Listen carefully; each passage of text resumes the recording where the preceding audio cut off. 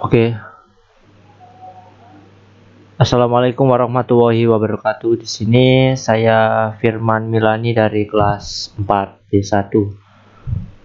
Kali ini saya akan memenuhi sebuah tugas dari Bapak Sumarno selaku dosen pembimbing sistem informasi, dosen pembimbing sistem informasi Universitas Muhammadiyah Sidoarjo. Baik, saya mulai presentasinya. Nama saya Firman Milani, nomor NIM 191080216, yaitu tentang database system.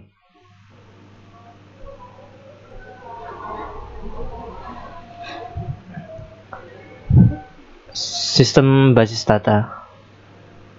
Definisinya ialah merupakan sistem yang terdiri atas kumpulan file atau tabel yang saling berhubungan dalam sebuah basis data di sebuah sistem komputer dan sekumpulan program lain untuk mengakses dan memanipulasi file atau tabel tersebut. DBMS adalah paket perangkat lunak yang didesain untuk melakukan penyimpanan dan pengaturan basis data. Komponen sistem basis data yaitu meliputi: satu adalah hardware, 2 sistem operasi, 3 basis data, keempat software DBMS yaitu seperti MySQL, MS SQL Server, Interbase, Paradox, Microsoft Access, Oracle, dan DB2. Pemakainya programmer dan user aplikasi tersebut, dan aplikasi-aplikasi lain yang mungkin belum saya tautkan di sini ya. Berikutnya abstraksi data. Abstraksi data merupakan tingkatan atau level dalam bagaimana melihat data dalam sebuah sistem basis data. Ada 3 level abstraksi data, yaitu level fisik, physical level, atau bisa disebut dengan internal level. Kedua, level logic atau conceptual level. Ketiga, level penampakan atau view level, atau bisa disebut dengan external level. Dan selanjutnya adalah level fisik atau internal. Level fisik merupakan level paling rendah yang menggambarkan bagaimana sesungguhnya suatu data disimpan. Pada level ini, representasi dari organisasi data disimpan sebagai teks, angka, atau himpunan bit data. Mengetahui bahwa data disimpan dalam beberapa file atau tabel seperti file pegawai, file keluarga, dan lain-lain. Level konseptual atau logika memperhatikan data apa sebenarnya atau secara fungsional disimpan dalam basis data dan hubungannya dengan data yang lainnya. Level ini menggambarkan data apa yang disimpan dalam database dan hubungan relasi yang terjadi antara data dari keseluruhan database. Pemakai tidak memperdulikan kerumitan dalam struktur level fisik lagi. Penggambaran cukup dengan memakai kotak, garis, dan hubungan cukupnya.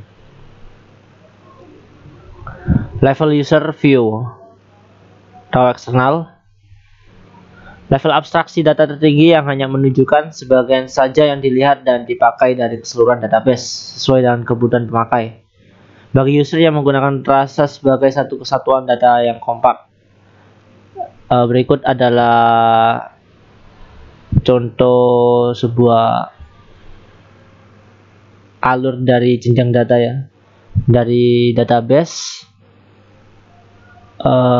dari bawah char karakter kita membuat sebuah feed data item dan lanjut ke pembuatan record dan akhirnya menjadi file dan dijadikanlah sebuah database seperti ini untuk alur dari pembuatan jenjang data dari database.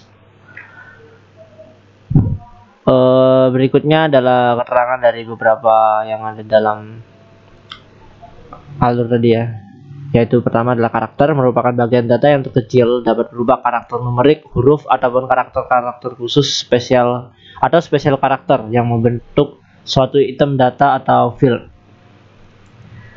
Yang kedua adalah field, merepresentasikan suatu atribut dari record yang menunjukkan suatu item dari data, seperti misalnya nama, alamat, dan lain sebagainya. Kumpulan dari file membentuk suatu, yaitu adalah record.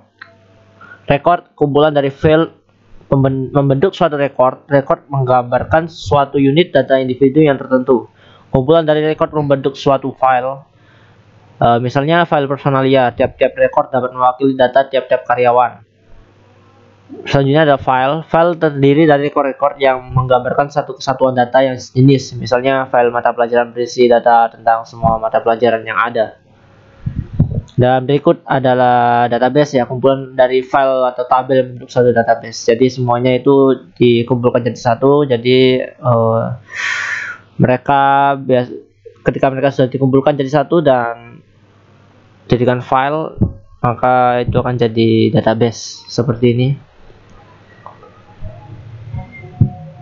Database, dan ini adalah file tadi yang disatukan dalam satu file yang terdiri dari record yang tersusun dari karakter record, field, dan jadi file, lalu bisa jadi database. Ini adalah hierarki organisasi data seperti ini.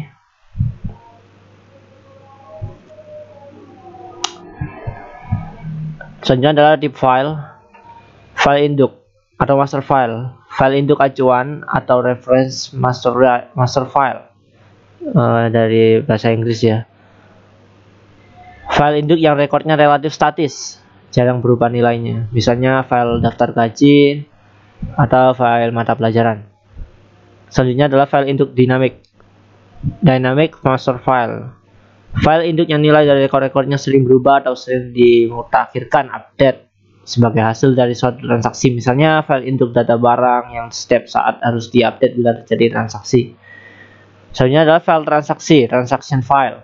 File ini bisa disebut file input, digunakan untuk merekam data hasil dari transaksi yang terjadi. Misalnya file penjualan yang berisi data hasil transaksi penjualan dan lain. Nah, selanjutnya adalah file laporan atau report file. File ini bisa disebut dengan output file, yaitu file yang berisi informasi yang akan ditampilkan dari database tersebut. Selanjutnya ada file sejarah, history file. File ini biasa disebut dengan file arsip. Archival file merupakan file yang berisi data masa lalu yang sudah tidak aktif lagi, tapi masih disimpan sebagai arsip. Selanjutnya ada file pelindung, backup file. File ini merupakan salinan dari file-file yang masih aktif dalam database. Pada suatu saat tertentu, file ini digunakan sebagai pelindung atau cadangan bila file database aktif mengalami kerusakan. Selanjutnya ada model data. Definisi model data sekumpulan tool konseptual untuk mendeskripsikan data. Relasi-relasi antar data yang menyatakan hubungan antar rekaman yang tersimpan dalam basis data. Selanjutnya, model data terbagi dalam 3 kelompok besar. Model entity relationship, model relasional, model object oriented model, model hierarki, dan model network. Entity relational model. ER model didasarkan atas persepsi terhadap dunia nyata yang terdiri dari sekumpulan objek, disebut entity, dan hubungan antar objek tersebut disebut relationship. Pemodelan data dengan model IR menggunakan diagram IR. Diagram IR terdiri dari kotak persegi panjang menggambarkan himpunan entity, kedua elips menggambarkan atribut-atribut entity, ketiga diamond menggambarkan hubungan antara himpunan entity, keempat garis yang menghubungkan antar objek dalam diagram IR. Seperti ini ada yang disebutkan tadi, ya. Contoh dari ER model yaitu mempunyai satu himpunan.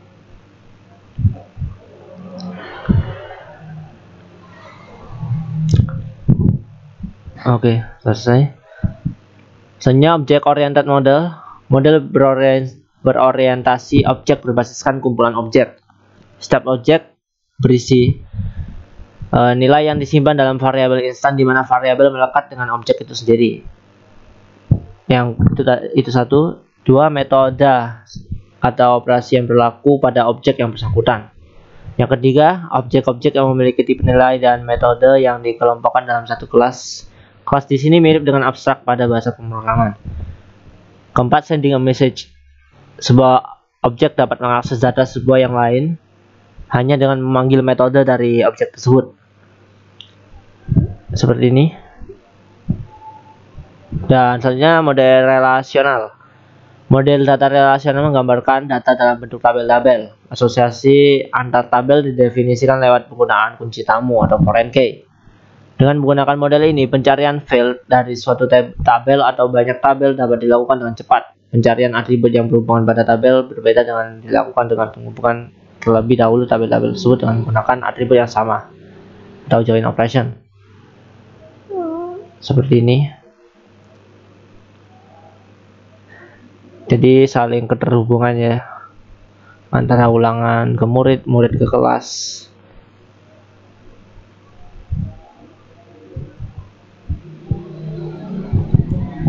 Selanjutnya adalah model hierarki. Menyerupai pohon yang dibalik dan menggunakan pola hubungan orang tua anak. Selanjutnya pada puncak hierarki disebut dengan akar atau root. Tiap entitas tingkat atas atau parent mempunyai satu atau lebih subentitas atau children, sehingga setiap entitas hanya boleh mempunyai satu induk, tapi dapat mempunyai banyak anak. Pada model hierarki, hubungan antar entitas dinyatakan dalam satu banyak, one to many, atau satu one to one. Dalam satu universitas terdapat banyak fakultas dan setiap fakultas terdapat banyak dosen atau banyak mahasiswanya, dan seterusnya. Tanda panah menunjukkan derajat keterhubungan banyak.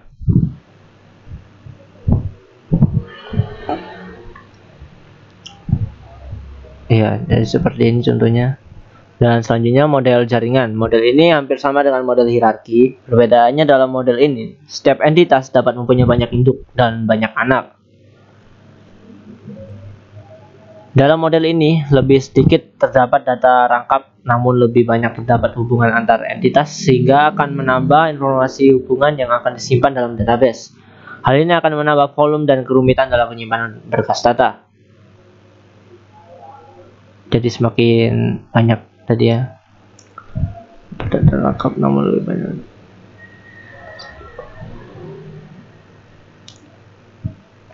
Jadi semakin banyak data, semakin rumit untuk penjalurannya ke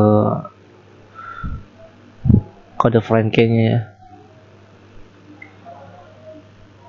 Selanjutnya bahasa basis data merupakan sejumlah perintah atau statement yang diformulasikan dan dapat diproses untuk melakukan satu aksi tertentu. Contoh bahasa basis data yaitu SQL, DBase, Quell. Basis data dipilah dalam 3 bentuk. Pertama, data definition language atau DDL. Kedua, data manipulation language atau DML. Data definition language atau DDL merupakan perintah yang berfungsi untuk menspesifikasikan skema atau struktur basis data, seperti membuat tabel kolom, menghapus tabel atau kolom, membuat suatu constraint atau primary key dan foreign key. Kedua, DCL, data control language, juga termasuk dalam DDL, seperti subbahasa untuk mengendalikan struktur internal basis data. DCL sangat bergantung pada vendor. Data manipulation language atau DML berguna untuk melakukan manipulasi dan pengambilan query data pada suatu basis data. Manipulasi data dapat berupa penyisipan atau penambahan data baru, penghapusan data dari suatu tabel, pengubahan data dari suatu basis data. Oke, sekian dari presentasi saya atas materi basis data yang diulang di mata kuliah sistem informasi ini. Untuk kesalahan dalam